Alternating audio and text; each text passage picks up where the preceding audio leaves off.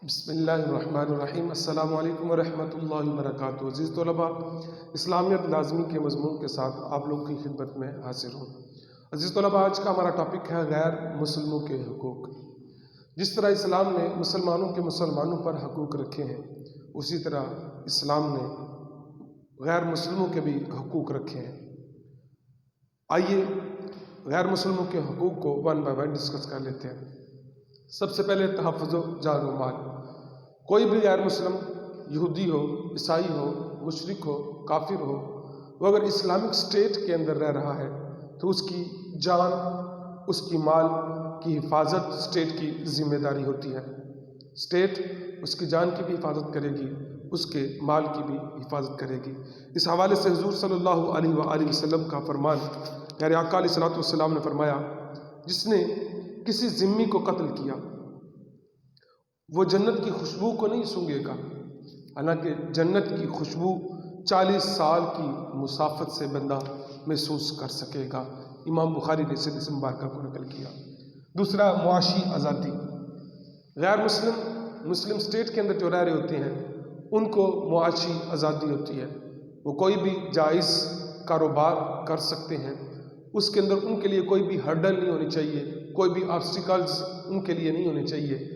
वो आसानी के साथ अपनी ज़िंदगी भी गुजार सकते हैं और कोई भी रोज़गार उसको भी हासिल कर सकते हैं। इस हवाले से एक और भी बहुत अहम बात, सय्यदना उमर फ़ारूक रज़ी अल्लाह ताला अन्हु, आपने एक यहूदी जो कि नबीना था उसको भीख मांगते हुए देखा। तो आपने पूछा कि तुम भीख क्यों मांग रहे हो? तो उसने कहने लगा कि मैं बूढ़ा हो गया हूँ, तो मैं और क्या करूँ, भीख ना मांगूँ तो क्या करूँ, मेरा और कोई रोज़गार नहीं है।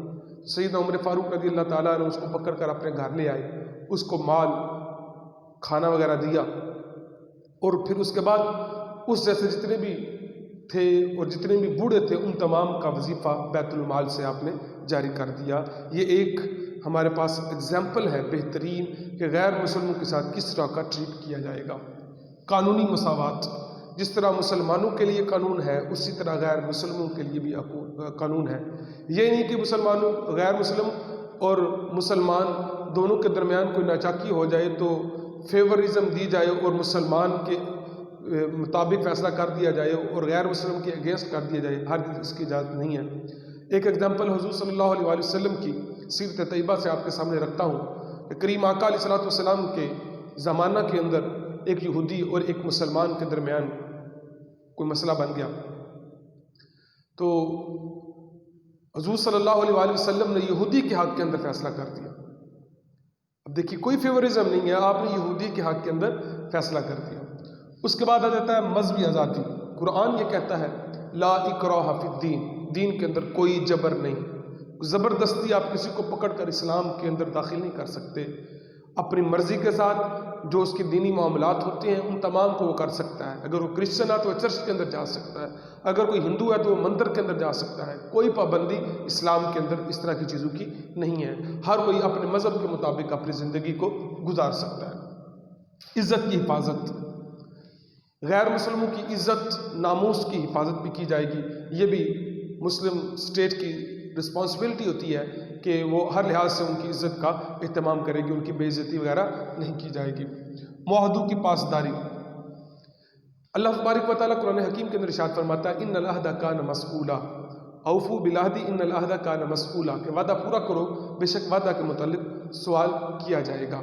तो गैर मुसलमानों के साथ भी जो भी वादा किया जाए उसको भी पूरा किया जाए। इसकी भी एग्जाम्पल हुज़ूर सल्लल्लाहु अलैहि वसल्लम की सीरत तैयबा से मिलती है। हुज़ूर सल्लल्लाहु अलैहि वसल्लम ने मिसाक मदीना यहूदियों के साथ किया, हुदैबिया मुशरिकीन मक्का के साथ किया और आपने उन तमाम वादों की पासदारी फरमाई। जिजिया और खिराज की वसूली में नरमी। अज़ीज़ तलबा, ये ऑब्जेक्टिव के अंदर सवाल आ जाता है कि जिजिया क्या है और खिराज क्या है, इन दोनों के अंदर फ़र्क क्या है। कोई भी गैर मुस्लिम जब मुस्लिम स्टेट के अंदर रहता है तो अपनी जान, माल और तहफ़्फ़ुज़ के लिए जो टैक्स देता है उसको जिजिया कहते हैं। खिराज, कोई भी गैर मुस्लिम जो फसलों के ऊपर काश्त वगैरह करता है, अनाज उसका उगता है, फसलें उगती हैं, उसके बदले में जो मुआवजा देता है उसको बोलते हैं खिराज। तो गैर मुस्लिमों के से ये दोनों चीज़ें लेनी होती हैं, लेकिन लेते हुए उनके साथ नरमी का रवैया जो है उसको इख्तियार किया जाएगा। अजीज़ तलबा, ये था आज का हमारा टॉपिक, इसको याद करके लिखिएगा। अल्लाह रब्बुल इज़्ज़त हम सब का हामी नासिर हो। अस्सलामु अलैकुम व रहमतुल्लाहि व बरकातुहू।